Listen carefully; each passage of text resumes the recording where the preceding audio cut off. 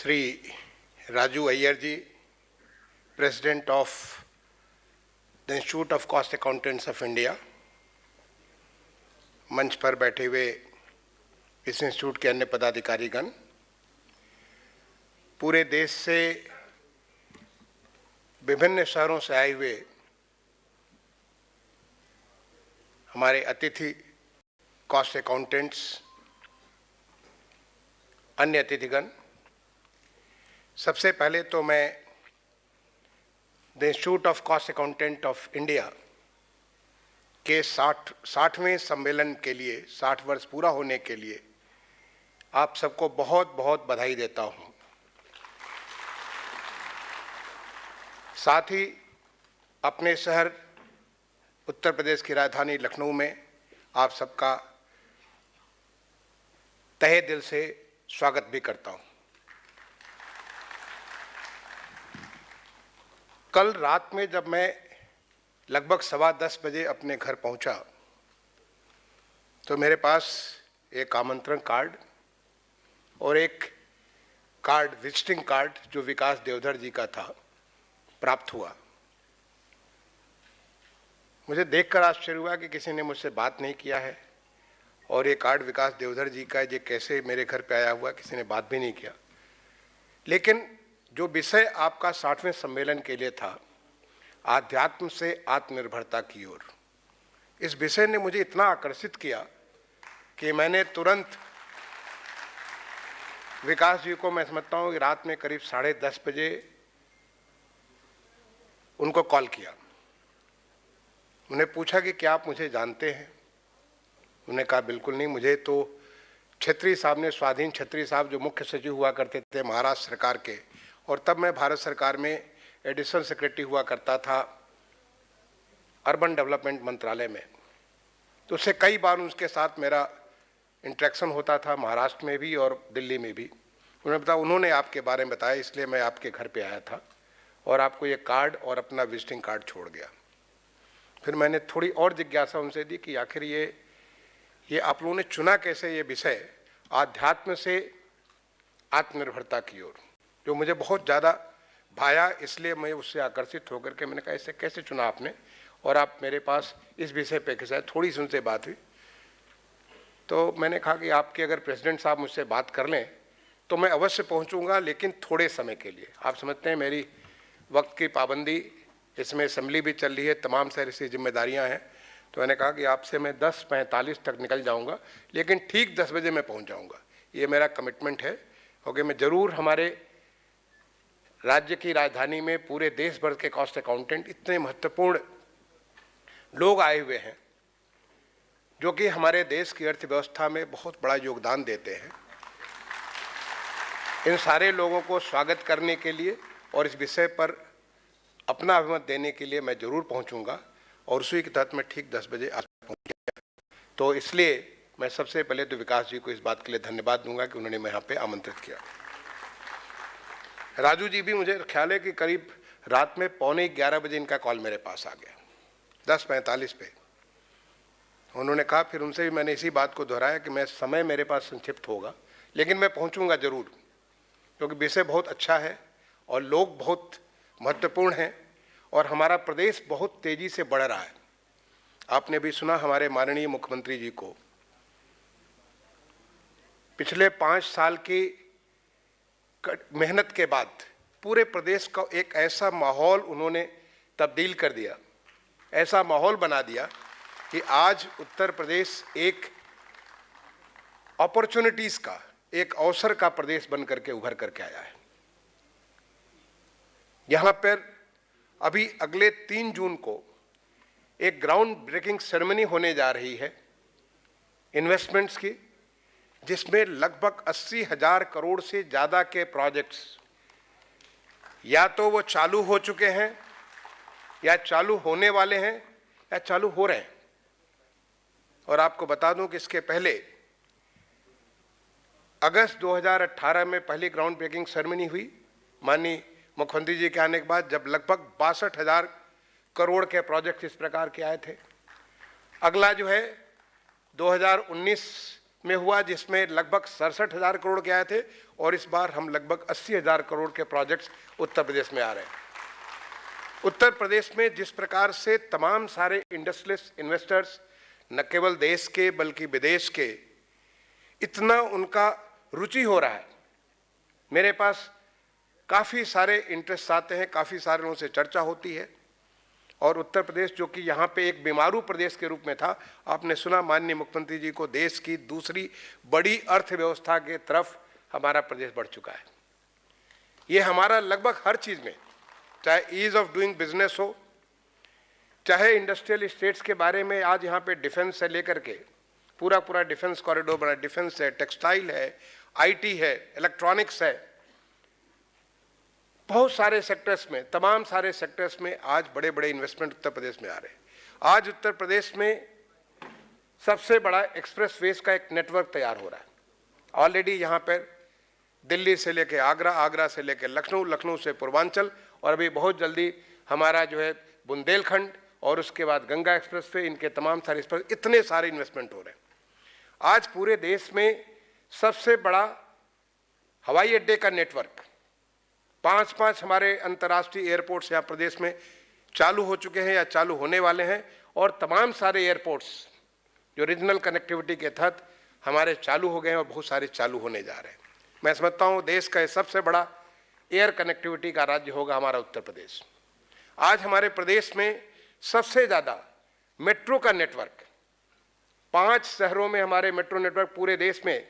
मैं अभी यहाँ 30 दिसंबर को उत्तर प्रदेश में मुख्य सचिव का पदभार संभाला, उसके पहले मैं लगभग 4 साल 7 महीने भारत सरकार का आवासन एवं शहरी कार्य मंत्रालय, हाउसिंग एंड अर्बन अफेयर्स, उस मंत्रालय का मैं सचिव था भारत सरकार में, पूरे देश का काम देखता था। उत्तर प्रदेश ने मेट्रो के फील्ड में सबसे बड़ा काम किया है, मैं समझता हूँ, और जिस तेजी से यहाँ पे विकास हो रहा है वो अभूतपूर्व है।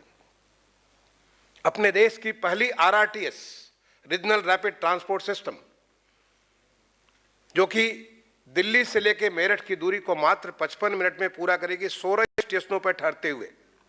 ऐसी व्यवस्था दुनिया में तमाम सारे देशों में हमने देखा है, लेकिन हमारे माननीय प्रधानमंत्री जी ने हमारे देश में दुनिया की बेस्ट सुविधाओं को लाने की कोशिश की, और उत्तर प्रदेश उसको करने जा रहा है।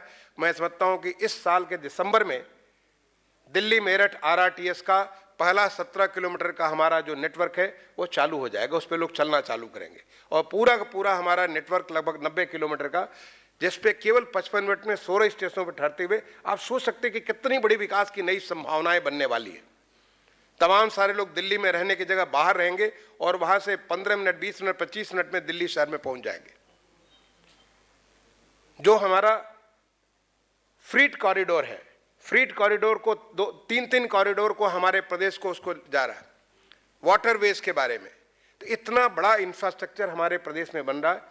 आपने सही चुनाव किया अपना 60वां सम्मेलन करने के लिए उत्तर प्रदेश में, कि यहाँ पे जब पूरे देश भर के लोग आएंगे, और आपकी अर्थव्यवस्था में बहुत बड़ा योगदान है। और उसका विषय आपने चुना आत्मनिर्भर भारत। आत्मनिर्भर भारत शब्द हमारे माननीय प्रधानमंत्री जी, जिनके साथ मुझे काम करने के, मैंने बताया कि मैं 4.5 साल से ज़्यादा भारत सरकार का सचिव आवासन एवं शहरी कार्य मंत्रालय रहा।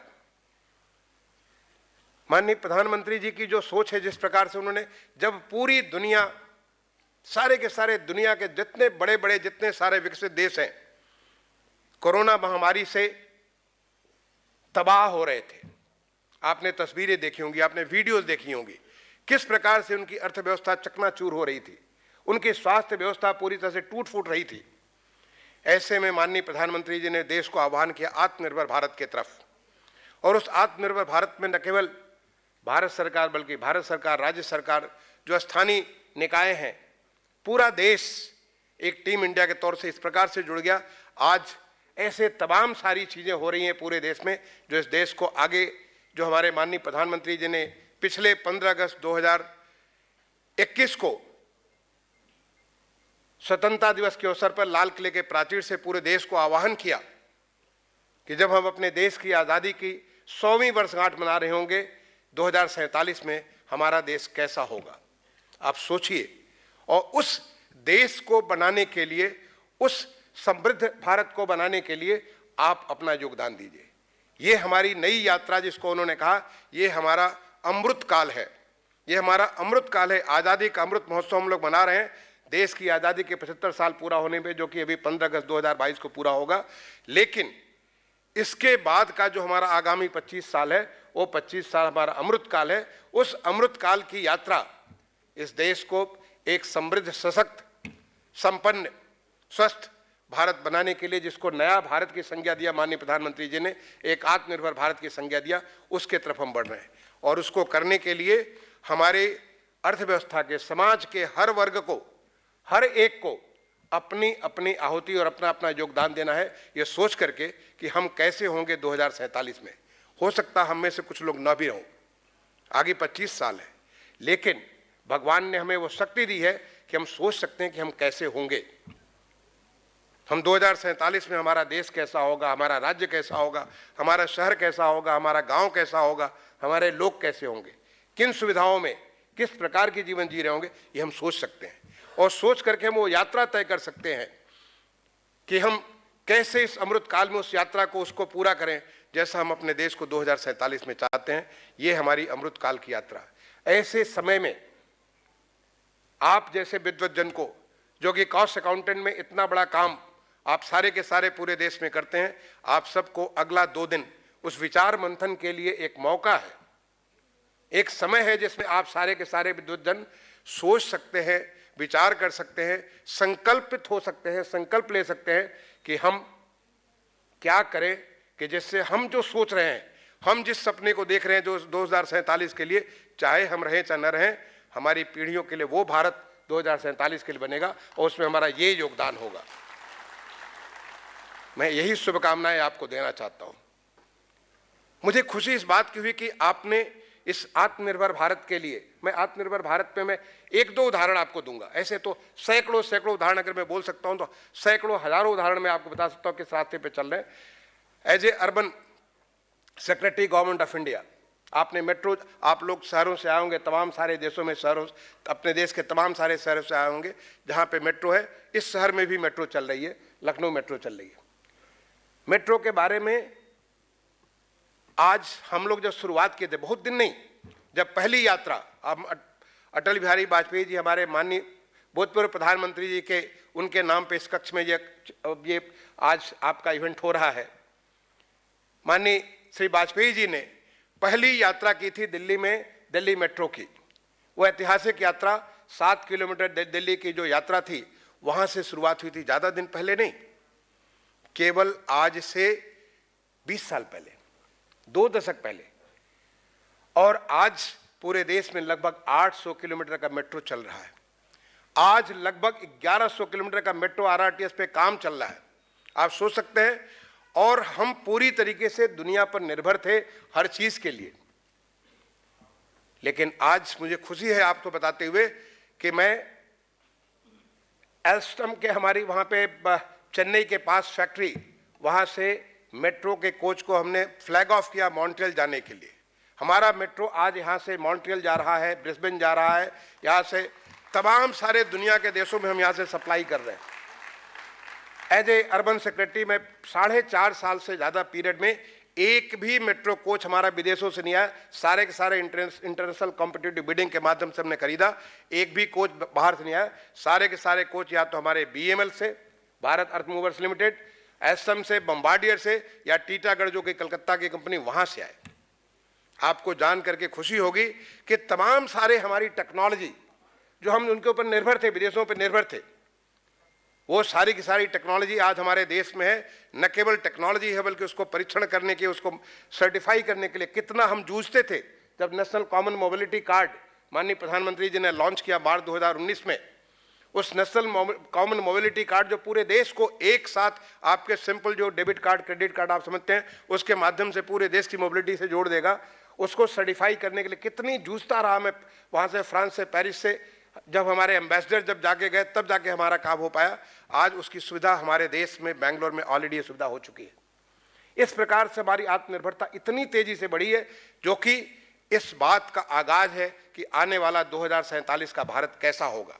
हम आत्मनिर्भर इसलिए नहीं है कि हम केवल अपने लिए बनाएंगे, बल्कि हमने दुनिया को, हम तो वसुधैव कुटुंबकम, हमारी सनातन संस्कृति है वसुधैव कुटुंबकम, पूरे दुनिया को अपना परिवार मानते हैं, हम पूरे दुनिया को सप्लाई कर सकते हैं, तमाम सारी चीज़ सप्लाई करते हैं, ये हम में क्षमता है। और ये है आने वाला तो आज़ादी के जो जब हम 100 साल मनाएंगे 2047 का, वो हमारा आत्मनिर्भर भारत है।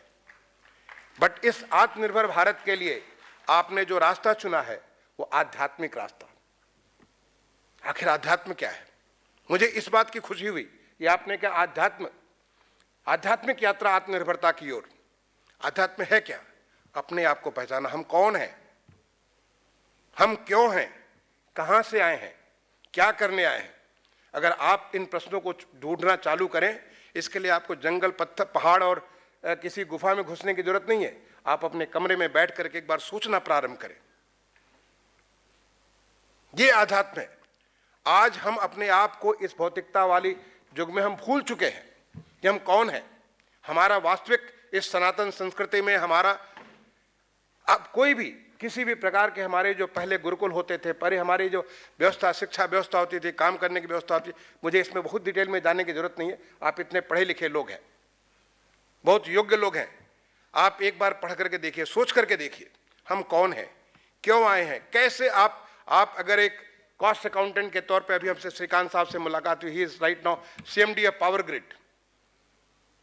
योगेश से बात हुई, इज एडिशनल DG पुलिस। कैसे वहां पहुंचे?